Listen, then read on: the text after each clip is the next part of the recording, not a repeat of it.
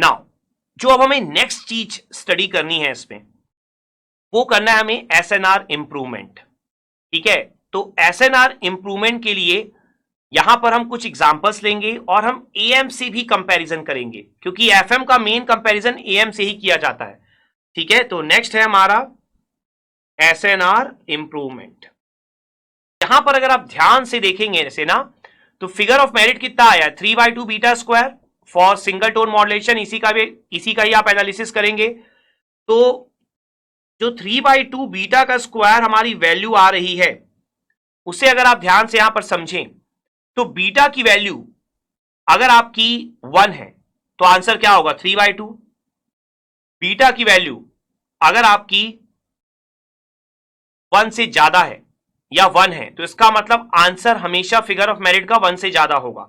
और आपको पता है आप by default wide band modulation study करते हैं, तो वाइड बैंड मॉड्यूलेशन के लिए फॉर वाइड बैंड एफएम आपने स्टडी कर रखा है कि बीटा क्या होता है, ग्रेटर देन 1।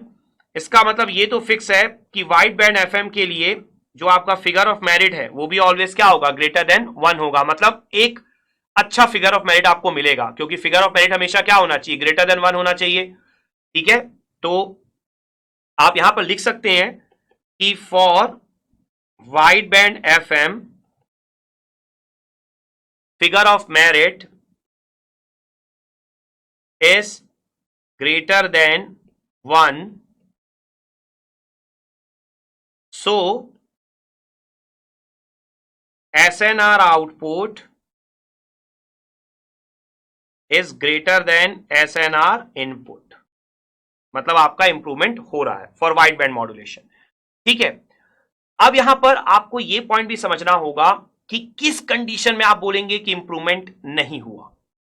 तो आपको पता है कि फिगर ऑफ मेरिट अगर आपका इक्वल टू 1 हो जाए तो वो क्रिटिकल पॉइंट होगा।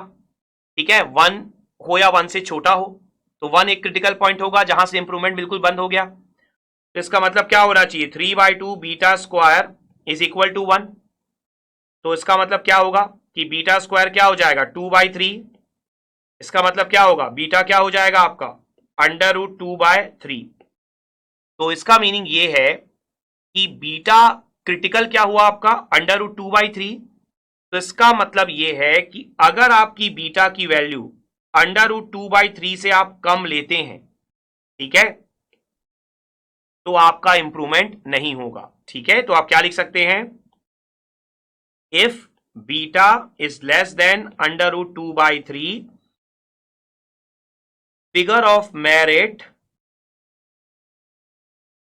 will be less than 1, so there is no improvement। Clear अच्छे से। अब यहां पर एक और पॉइंट है, अगर मैं इसे एएम से कंपेयर करूं तो यहां पर एक और बहुत इंपॉर्टेंट, देखिए मैं कंक्लूजन सिर्फ लिखते चले जा रहा हूं आपके लिए एसएनआर इंप्रूवमेंट से रिलेटेड।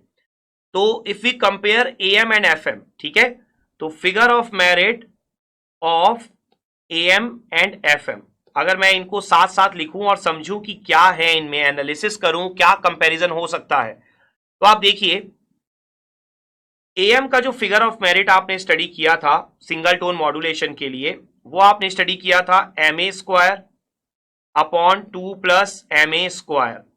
और जो आपने एफएम के लिए अभी अभी स्टडी किया है सिंगल टोन मॉड्यूलेशन के लिए, वो आपने स्टडी किया है 3/2 बीटा स्क्वायर। अगर मैं MA = 1 लेता हूं, MA = 1 के लिए जो figure of merit of am आएगा वो कितना आ जाएगा, 1/3। तो अगर मैं ये चेक करूं कि जब MA 1 होता है तो एएम का जो फिगर ऑफ मेरिट 1/3 होता है, उसके रेस्पेक्ट में बीटा की क्या वैल्यू आनी चाहिए अगर दोनों के फिगर ऑफ मेरिट इक्वल है। ऐसे न्यूमेरिकल्स पूछे जाते हैं एग्जाम में, तो इसलिए मैं आपको प्रैक्टिस करा रहा हूं। आप देखिए, अगर आपको क्वेश्चन में या एक सिचुएशन में ये दिया हुआ है कि figure of merit of AM और figure of merit of FM equal है, तो एम ए इक्वल टू अगर 1 के लिए जो फिगर ऑफ मेरिट की वैल्यू आ रही होगी तो बीटा की वैल्यू क्या होनी चाहिए उसके करस्पॉन्डिंग। तो आप एनालिसिस देखते चलिए जो मैं बता रहा हूं आपको। आप देखिए 1/3 इज इक्वल टू कितना हो जाएगा 3/2 बीटा स्क्वायर। तो ये कितना हो जाएगा आप देखिए, बीटा स्क्वायर की वैल्यू आपकी कितनी हो जाएगी यहां पर, ये हो जाएगी आपकी 2/9। तो बीटा की वैल्यू कितनी हो जाएगी आपकी √2/3। तो ये आपकी बीटा की वैल्यू आ जाएगी इस एनालिसिस के लिए। तो यहां पर जो मैंने आपको एक एनालिसिस शो किया है, एग्जाम में अलग अलग सिचुएशन देकर आपको न्यूमेरिकल क्रिएट कर सकता है। तो यहां पर आप ध्यान रखिएगा, figure of merit of AM और figure of merit of FM, इसमें न्यूमेरिकल्स क्रिएट हो सकते हैं। तो एनालिसिस हो सकता है कि आपको बोल दे बीटा इक्वल टू 1 ले लो, दोनों को इक्वल कर दो तो एमए की वैल्यू क्या होगी। इस तरह से डिफरेंट डिफरेंट सिनारियो क्रिएट किए जा सकते हैं।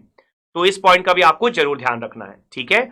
लेकिन जो मेन एसएनआर इंप्रूवमेंट का ध्यान रखना है आपको, तो उसके लिए आपको यह ध्यान रखना है कि बीटा ग्रेटर देन होना चाहिए √2/3 से। अगर लेस देन हुआ √2/3 से तब कोई इंप्रूवमेंट नहीं होगी। क्लियर। सो आई होप आपको ये जो एसएनआर इंप्रूवमेंट वाला टॉपिक है ये भी बहुत अच्छे से क्लियर हो गया होगा और आपने ये एलओ भी अचीव कर लिया होगा। Let's have a quick knowledge check.